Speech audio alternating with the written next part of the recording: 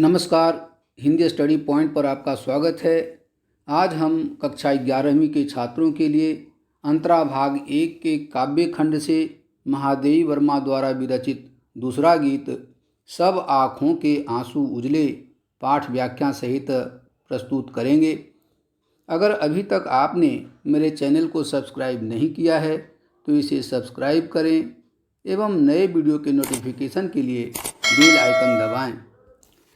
तो चलिए अब शुरू करते हैं आज का पाठ, जिसका नाम है सब आँखों के आंसू उजले। इस गीत में महादेवी वर्मा ने प्रकृति के उस स्वरूप की चर्चा की है जो सत्य है, यथार्थ है और जो लक्ष्य तक पहुंचने में मनुष्य की मदद करता है। प्रकृति के इस परिवर्तनशील यथार्थ से जुड़कर मनुष्य अपने सपनों को साकार करने की राहें चुन सकता है। अब हम पाठ शुरू करते हैं।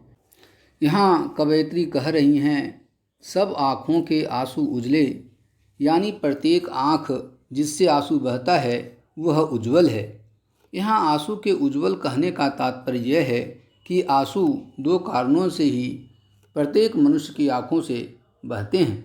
एक तो स्वयं के दुख से व्यथित होकर अथवा दूसरे के दुख से दुखी होकर। चाहे कारण इन दोनों में से कोई भी हो, आंसू कपट रहित होता है और पवित्र होता है। आंसू मनुष्य के निर्मल भावना के प्रतीक होते हैं। सबके सपनों में सत्य पला, हर एक व्यक्ति के मन में जो सपना है वह एक कल्पना है।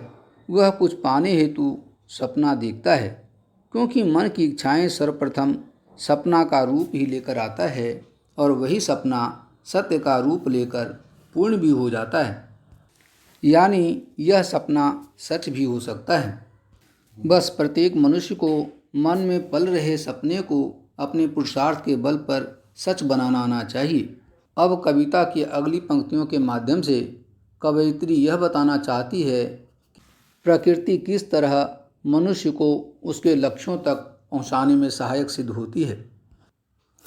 यहाँ विभिन्न उदाहरणों के माध्यम से कवयित्री ने जो संदेश देना चाहा है उसे हम अधोलिखित पंक्तियों के माध्यम से जानेंगे।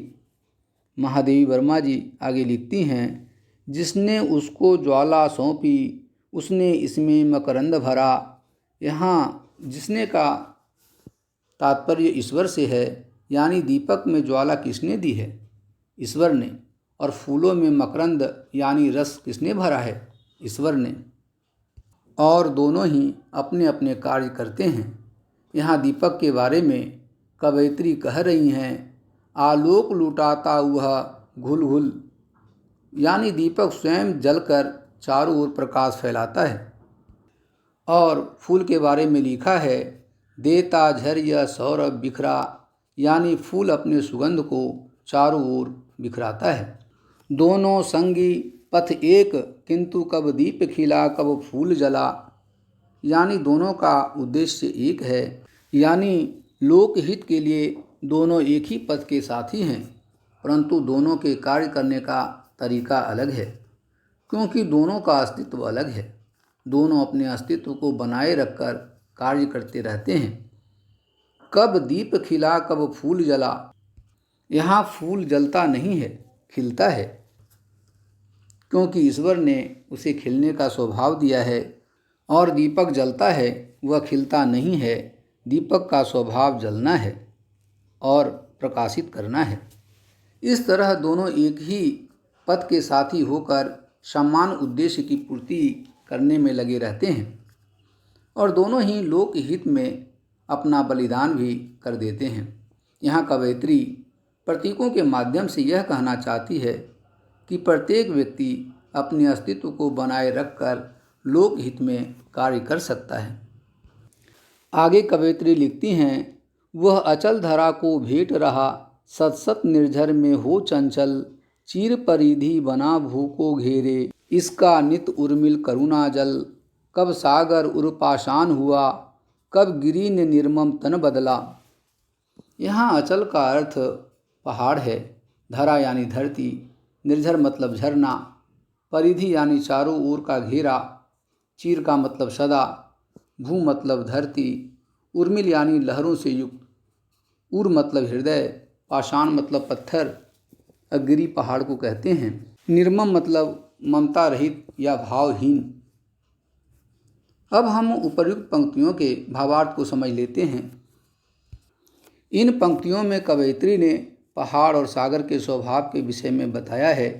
कवयित्री कहती हैं कि धरती पर पर्वतों ने सैकड़ों झरनों के जल को प्रवाहित किया है। पहाड़ से निकलकर झरने धरती को उपहार स्वरूप मिले हैं, जिससे कि धरती की प्यास बुझ सके। पहाड़ को कठोर दिल वाला कहा गया है, फिर भी उसके हृदय से मीठे जल वाले झरनों का निकलना उसके सहृदयता का प्रतीक है, और धरा का प्यास बुझाने के लिए उन झरनों का जल व्याकुल होकर धरती पर बहता है। यह उनकी निर्मल भावना का प्रतीक है। चीर परिधि बना भू को घेरे, इसका नित निर्मल करुणा जल। यानी सागर का उफनता हुआ ऊंची ऊंची लहरों से युक्त जल सदियों से इस धरती को घेर कर उसकी परिधि बना हुआ है, यानी चारों ओर घेरा बनाकर उसकी सुरक्षा कर रहा है। ऐसा यह लोक हित के लिए कर रहा है। उसके विशाल हृदय में करुणा का जल बहता है। कब सागर उर पाषाण हुआ, कब गिरी ने निर्मम तन बदला। यानी प्रकृति के ये दोनों उपादान अपने स्वभाव नहीं बदलते, किंतु सदियों से अपने कार्य करते चले आ रहे हैं। वह जल रूप में भी मानव के हित में लगा हुआ है, और पर्वत कठोर हृदय होकर भी अपने हृदय से मीठे जल प्रवाहित करके धरती पर रहने वाले जीव के प्यास को बुझाने का कार्य करते हैं। ये दोनों ही मानव कल्याण में लगे हुए हैं। आगे कवयित्री कहती हैं, नभ तारक सा खंडित पुलकित, यह छूर धारा को चूम रहा, वह अंगारों का मधुरस्पी केसर किरणों सा चूम रहा। यहाँ खंडित का तात्पर्य है टूटा हुआ, पुलकित मतलब प्रसन्न होना, नभ मतलब आकाश, तारक का तात्पर्य है तारा, छूर का मतलब तीखी तेज, अंगारों का मधुरस्पी का तात्पर्य है आग की लपटों में आनंद का अनुभव करना। केसर किरणों सा झूम रहा, यानी इस आनंद में वह केसरिया किरणों की भांति झूम रहा है। उपर्युक्त पंक्तियों के माध्यम से कवयित्री ने स्वर्ण यानी सोने और हीरे के माध्यम से यह बताया है कि सभी की प्रकृति अलग अलग होती है। अंतिम पंक्ति में कवयित्री लिखती हैं, अनमोल बना रहने को कब टूटा कंचन हीरक पिघला। यहाँ कंचन यानी सोना और हीरक का मतलब हीरा है। यहाँ सोना और हीरे के माध्यम से मनुष्य को यह संदेश दे रही हैं कि जिस तरह से ये बहुमूल्य बने रहने के लिए अपना स्वभाव नहीं बदलते, उसी तरह से मनुष्य को भी अपने मौलिक गुणों को बिना त्यागे लोकहित में लगे रहना चाहिए। हीरा नीले आकाश से टूटे हुए तारा के समान चमकीला होता है, और जैसे उसे तराशते वक्त उस पर तीखा प्रहार किया जाता है, फिर भी उसकी चमक बनी रहती है और उसमें अधिक निखार आ जाता है। उसी तरह सोने को भी आग में तपाया जाता है और वह आग में तपकर केसर के समान चमकता है। दोनों ही अनमोल बने रहने के लिए अपने स्वभाव को नहीं छोड़ते हैं। नीलम मरकत के संपुट दो, जिनमें बनता जीवन मोती, इसमें ढलते सब रंग रूप, उसकी आभा स्पंदन होती। जो नभ में विद्युत मेघ बना, वह रज में अंकुर हो निकला। यहाँ संपुट का मतलब है दोना, स्पंदन मतलब हिलना, आभा मतलब चमक और विद्युत मतलब बिजली। यहाँ कवयित्री जीवन के सत्य की ओर संकेत करती हुई कहती हैं, जैसे सीपी के दल में मोती का जन्म होता है, वैसे ही यह नीलम रूपी आकाश है और हरी भरी पन्ना रूपी यह धरती, दोनों के बीच में मनुष्य का जीवन मोती के समान चमकता है। इसी में जीवन के सारे रंग रूप बनते हैं और ढलते हैं। जीवन की धड़कन ही जीवन की चमक है। आगे कवयित्री कहती हैं कि आकाश में कौंधती हुई बिजली के बीच बादल जल बरसाते हैं और यह पानी जब मिट्टी में पड़ता है तो उस मिट्टी से हरियाली के अंकुर फूटते हैं, जो नवजीवन का प्रतीक है। धरती पर हरियाली बरसात के कारण है और यह बरसात बादलों के द्वारा दिया गया जलदान है। यहाँ यह संदेश मिलता है कि त्याग के बाद ही दूसरों को सुख दिया जा सकता है। इस प्रकार मनुष्य त्याग द्वारा अपना जीवन सुखमय बना सकता है। संस्कृति के प्रतिपग में मेरी सांसों का नव अंकन चुन लो, मेरे बनने मिटने में नित अपनी साधों का क्षण गिन लो। जलते खिलते बढ़ते जग में घुल मिल एकाकी प्राण चला, सपने सपने में सत्य ढला। यहाँ संस्कृति का मतलब है सृष्टि, यानी संस्कृति के प्रतिपग में सृष्टि चलती रहती है। इसकी गति में ही ईश्वर की अनुभूति की जा सकती है। यह पूरा संसार सर्वशक्तिमान ईश्वर की कृपा का ही एक रूप माना गया है। उसके हर पग में यानी हर कदम में उसका एहसास हम कर सकते हैं।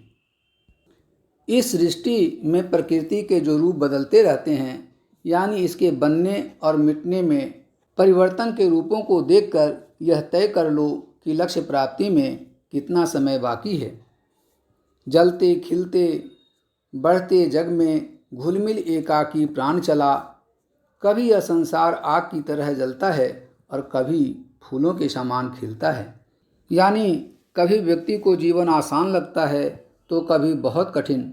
इन सुख दुख भरी परिस्थितियों में भी मनुष्य लक्ष्य प्राप्ति हेतु अकेला भी चलना पड़े तो भी उसे इस बात की चिंता नहीं करनी चाहिए। कविता की अंतिम पंक्ति है, सपने सपने में सत्य ढला। यहाँ कहने का तात्पर्य यह है कि हर सपने में सत्य छुपा होता है। प्रत्येक व्यक्ति को अपने पुरुषार्थ से, श्रम से उस सपने को सच करना चाहिए। इस कविता का मूल संदेश यह है कि अगर व्यक्ति प्रकृति के स्वभाव एवं परिवर्तनशील घटनाओं से सीख लेकर अपने सपने को साकार करने हेतु राहें चुने, उन राहों पर आने वाली चुनौतियों का सामना करते हुए आगे बढ़ता रहे, तभी वह अपने जीवन में सफलता प्राप्त कर सकता है। आशा करता हूँ कि यह वीडियो आप लोगों को पसंद आया होगा। धन्यवाद।